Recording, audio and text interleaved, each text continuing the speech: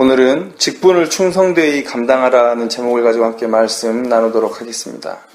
오늘 호세아서 본문은 이스라엘의 멸망을 예언하고 있는 그런 호세아의 그런 예언을 담고 있는 책인데, 호세아는 이스라엘의 멸망이 불과 얼마 남지 않은 상황에서 그의 사역을 시작했고 호세아서를 기록했습니다.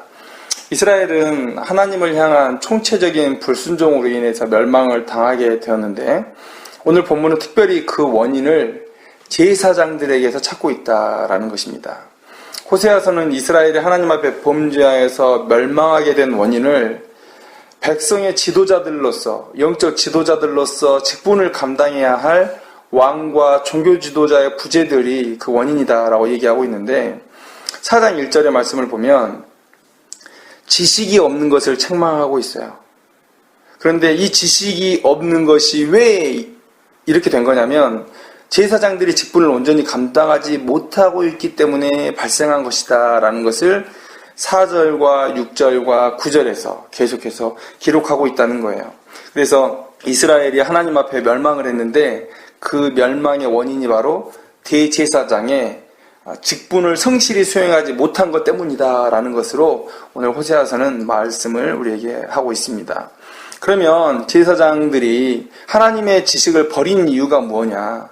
그래서 이스라엘 백성들이 지식이 없어지게 된 이유가 무엇이냐? 그걸 먼저 보기 전에 백성들이 지식이 없는 이유부터 한번 차례대로 살펴봤으면 좋겠는데요. 4장 1절과 4장 6절에 동일하게 하나님을 아는 지식이 없다. 내 백성이 지식이 없으므로 망하는도다 라고 얘기했어요. 그런데 그 원인이 뭐냐면 6절에 보면 네가 지식을 버렸다. 그래서 너는 누굽니까? 제사장들이에요. 제사장들이 지식을 버렸기 때문에 내 백성들이 지금 하나님에 대한 지식을 갖지 못하고 멸망으로 치달아 가는 거다라고 얘기해요. 그런데 이 버렸다는 말은 뭘까? 이 버렸다는 말. 자, 우리가 뭔가를 가지고 이거를 버리면, 자, 이제 난 하나님의 율법 없이 살아보겠다. 하나님의 말씀 없이 살아보겠다. 이런 뜻이죠. 근데 그런 의미가 아니에요. 왜냐하면 하나님의 율법은 이 제사장들의 권위의 그 근간이었어요. 근간. 이게 없으면 제사장이 제사장 되지 못하고 이스라엘 백성들이 이 제사장을 섬길 이유가 없어지는 거예요.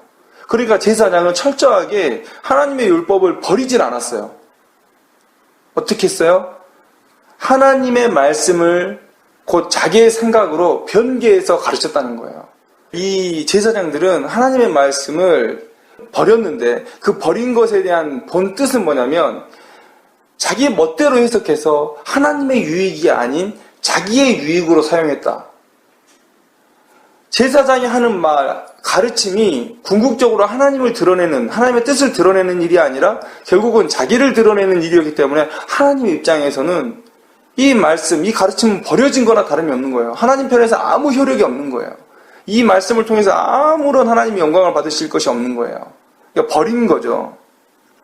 그래서 이러한 제사장들의 제멋대로의 가르침, 이런 것들 때문에 이스라엘 백성들이 하나님의 지식을 갖고 있다 하면서도 결국은 하나님의 뜻을 쫓지 못하는, 하나님의 지식이 무용지물이 되어버리는, 그런데 결과적으로는 하나님의 지식이 없는 것과 다를 바 없는 그런 삶을 지금 이스라엘 백성들이 살아가고 있다는 거예요. 이게 바로 이스라엘 제사장들의 문제였다는 거죠. 그러면 제사장들이 하나님의 지식을 버린 이유는 뭘까? 오늘 본문 속에서 그것에 대해서 표현하고 있는데, 그것은 곧 세상에 속한 기쁨을 추구했기 때문이다 라는 거예요. 10절 말씀을 한번 볼까요? 10절 말씀. 그들이 먹어도 배부르지 아니하며 음행하여도 수요가 늘지 못하니 이는 여호와를 버리고 따르지 아니하였음이니라. 이 말씀은 곧 어떤 말씀이냐면 그들에게 다시 그들의 행동을 통한 징계로 돌려주는, 그들이 먹는 것을 추구해요. 물질적인 풍요를 추구해요. 그들이 음행해요. 그런데 이런 것들을 다시금 징계로 그들에게 돌려주는 그런 하나님의 징계를 오늘 표현하고 있는 거예요. 그러니까 그들이 추구하는 건 뭐였죠? 세상의 기쁨을 추구한 두 가지가 뭐냐면, 첫째는 그들의 배부름이에요. 그들의 배부름. 빌립보서 3장 19절 말씀과 같이 그들은 마치 자신의 신이 이 배부름인 것처럼 이 배를 불리는 게 자신의 신을 섬기는 것이냐, 이 배를 섬게 된 거예요.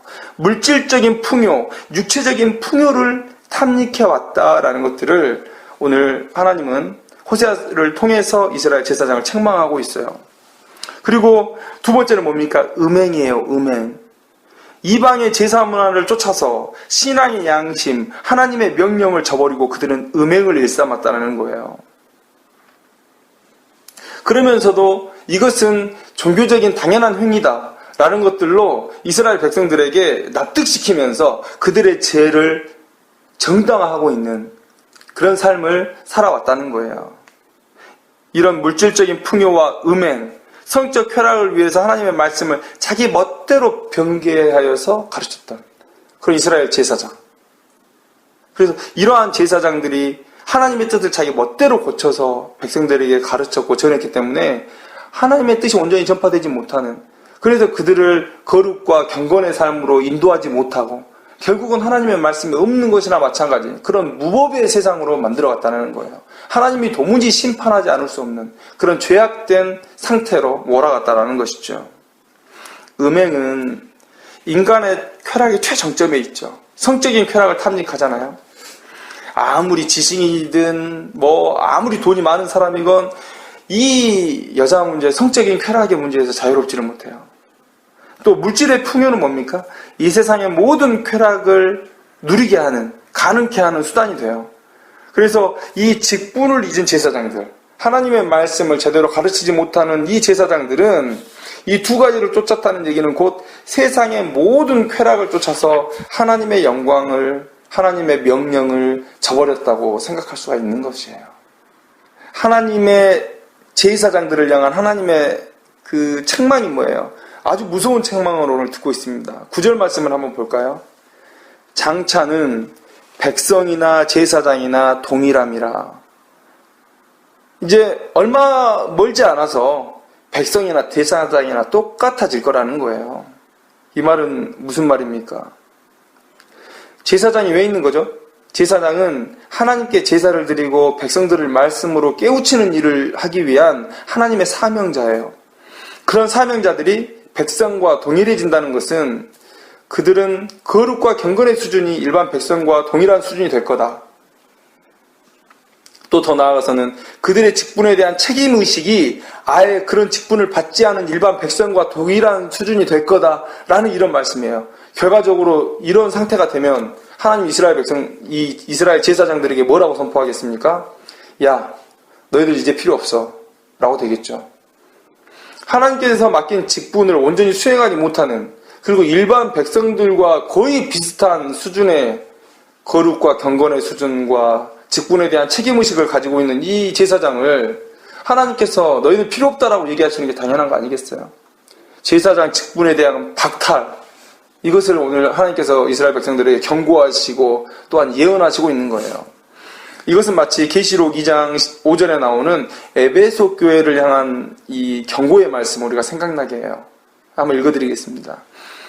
그러므로 어디서 떨어졌는지를 생각하고, 지금 에베소 교회가 영적인 수준이 높은 데도 아래로 떨어졌다는 거예요. 어디서 떨어졌는지를 생각하고 회개하여 처음 행위를 가지라. 만일 그리하지 아니하고 회개하지 아니하면 내가 내게 가서 내 촛대를 그 자리에서 옮기리라. 제사장을 향한 경고하고 똑같은 거예요. 너희들 회복되지 않으면, 너희들의 직분을 다시금 회복하지 않으면 너희들 직분을 이제 거두어 드릴 것이다. 너희들은 일반 백성과 같은 수준이 될 것이다. 라는 이런 경고의 말씀으로 오늘 우리에게 주시는 말씀이라는 거예요. 자, 우리가 왜 이 제사장에 대한 이 하나님의 가르침을, 호세아의 예언을 우리가 듣고 있는가? 많은 사람들이 이렇게 생각할지도 모르겠어요. 아이고, 이거 목사님들이나 들을 말씀 아닙니까? 종교 지도자나 이런 말씀 들을 거 아닙니까? 라고 얘기를 해요. 그러나 우리가 베드로의 말을 한번 들어봅시다. 베드로전서 2장 9절 말씀에 너희는 택하신 족속이요 왕같은 제사장들이요 라고 얘기하고 있어요. 우리가 구원을 받은 순간에 성령 하나님이 우리의 마음 가운데 내주하고 계세요. 우리는 성전이 되었고 또 이 하나님의 전을 섬기는 제사장이 다 되었어요. 그래서 구약의 이 제사장에 대한 하나님의 이 말씀은 동일하게 이 신약 시대에 와서 자기들 스스로가 하나님의 백성이라고 얘기하고 하나님의 사명자라고 감당하는 모든 사람에게 동일하게 적용될 수 있는 그런 귀한 말씀이라는 것을 우리가 이 시간 깨달아야 돼요. 우리는 그냥 제사장이 아니라 왕 같은 제사장이에요. 왕 같은 제사장. 이 제사장들을 향한 하나님의 교훈을 우리에게 이 시간 적용하지 못할 이유가 없다는 거예요. 자, 그럼 한번 요약을 해봅시다. 이스라엘은 바른 영적 지도자가 없었기 때문에 멸망을 당해야 했어요. 세상에 속한 기쁨을 추구하는 영적 지도자들 때문에 멸망을 당해야 했어요. 영적 지도자가 육적 지도자가 되었기 때문에 이스라엘은 멸망을 당해야 했어요. 영적 지도자, 보이지 않는 하나님을 향해서 많은 백성들을 안내해야 되는 안내자의 사명을 가지고 있는 이 영적 지도자가 육적 지도자가 되었단 말이에요. 뭔 말이에요? 앞장서서 쾌락을 행하고 앞장서서 물질적인 풍요를 추구하고 앞장서서 하나님의 말씀을 변개해서 자기의 목적을 이루기 위한 수단으로 사용하는, 그저 이 세상에 속한 것을 추구하는데 앞장서는 그런 육적 지도자가 되었다는 말이에요. 직분을 잃어버리고. 그러면 동일하게도 이 시대에 우리가 그런 말씀을 적용할 수 있는 거죠. 이 시대도 바른 신자가 없기 때문에 이 나라가 멸망을 당하게 될 것입니다. 세상에 속한 기쁨을 추구하는 신자들 때문에 이 나라는 멸망을 당할 것입니다. 신자가 하나님이 아닌 세상을 자신의 신으로 삼았기 때문에 이 나라가 멸망을 당하는 것입니다. 동일한 얘기예요. 제사장의 자리에, 영적 지도자의 자리에 우리의 모습을 넣으면 돼요. 영적인 지도자가 육적 지도자가 되었어요. 영적이어야 될 하나님의 사람들이 하나님은 벗어버리고 이제 육적인 일에 탐닉해서 마치 이 세상이 전무인 양 살아가고 있지 않습니까? 오늘 성령 하나님을 모시고 내가 구원받은 백성이라고 얘기할 수 있는 모든 사람들은 오늘 이 말씀을 마음 가운데 받아야 되고, 호세아 선지자가 이스라엘 백성들에게 주는 이 말씀을 나에게 주는 말씀이다. 이스라엘 제사장들에게 주시는 말씀을 나에게 주는 말씀이다 라고 생각하고 받아야 됩니다. 이런 영적인 의무감을 영적인 책임감을 우리가 가져야 돼요. 그래야 이 나라가 살고 이 가정이 살고 또 내가 살 수 있습니다. 우리는 이 왕 같은 제사장 직분을 회복해야 돼요. 왕 같은 제사장으로서 하나님의 백성을 살리고 나라를 살리는 일에 우리 모두가 나서야 된다는 거예요. 이스라엘의 제사장들이 세상에 속한 기쁨을 쫓아 직분을 버렸다면 우리는 하나님께 속한 기쁨을 쫓아 다시 하나님께서 맡기신 직분을 다시 찾아야 돼요. 이스라엘 제사장들 때문에 이스라엘이 멸망했다면 이 시대는 하나님의 말씀을 붙들고 제대로 가르치려는 우리들 때문에 이 나라가 사는 역사가 일어나야 된다는 거예요. 이스라엘 제사장들의 직분을 버린 것은 그들의 왜곡된 가르침을 통해서 나타났죠. 그래서 이스라엘 백성들이 하나님에 대한 지식을 갖지 못하게 됐죠. 그러나 이것은 또 어떻게 또 나타났냐면 그들의 음행과 또 배부름을 추구하는 그들의 어떤 탐욕을 통해서도 나타났다는 것을 우리가 이 시간 기억해야 돼요. 그래서 이 시간 우리는 하나님을 향한 지식을 새롭게 하고, 그리고 그 새롭게 된 지식의 증거로서 육체적 쾌락을 한없이 추구했던 인생을 육체를 죽이는 세상의 본이 되는 삶이 되게 하고, 또 나의 만족을 위해서 물질적 풍요를 한없이 추구했던 이 인생을 나의 만족이 아닌 하나님의 만족, 하나님의 영광을 위한 삶이 되게 해야 된다는 거예요. 여러 말 하지 않아도 우리가 이 한국 교회가 아프다는 거 다 알고 있을 거예요. 그냥 아픈 정도가 아니라 너무 많이 아프죠. 오늘도 어느 권사님과 같이 이런저런 얘기를 나눴는데 참 목회자로서 참 뭐라고 할 말이 없는 이 시대 가운데 우리가 살아가고 있습니다. 성도가 아프면 교회도 아파요. 또 교회가 아프면 모든 피조물이 아파요. 우리가 문화명령, 우리가 창세기 1장에 나오는 문화명령이라고 얘기하는 그 하나님의 명령을 우리가 들었으면 좋겠어요. 하나님이 그들에게 복을 주시며 하나님이 그들에게 이르시되 생육하고 번성하여 땅에 충만하라. 땅을 정복하라. 바다의 물고기와 하늘의 새와 땅에 움직이는 모든 생물을 다스리라 하시니라. 이것은 무슨 얘기입니까? 하나님의 법대로 이 피조물을 보기 좋다 여기셨던 그 하나님의 사랑으로 이 피조물을 다스리고 이 피조물을 사랑하는 게 우리의 직분이었다는 거예요. 그런데 우리가 지금 어떻게 하고 있습니까? 우리가 바로 이 사랑으로 세상을 품지 못하니까 당연히 모든 피조물이 아플 수밖에 없는 거예요. 성도가 아프면 교회가 아프고 교회가 아프면 세상 모두가 아파요. 그리고 모든 피조물이 아파요. 이거 당연한 거예요. 이대로 가면 소망은 없습니다. 우리가 이렇게 가면요, 이런 책망을 들을지도 몰라요. 백성이나 제사장이나 동일하다, 이 말을 들을지도 몰라요. 세상에 믿는 자나 믿지 않는 자나 똑같구나, 이 말씀을 우리가 들을 수도 있다는 거예요. 얼마나 무서운 책망입니까? 얼마나 무서운 징계입니까? 이 시간 우리 다시 우리의 직분을 취했으면 좋겠어요. 하나님, 다시 해보겠습니다.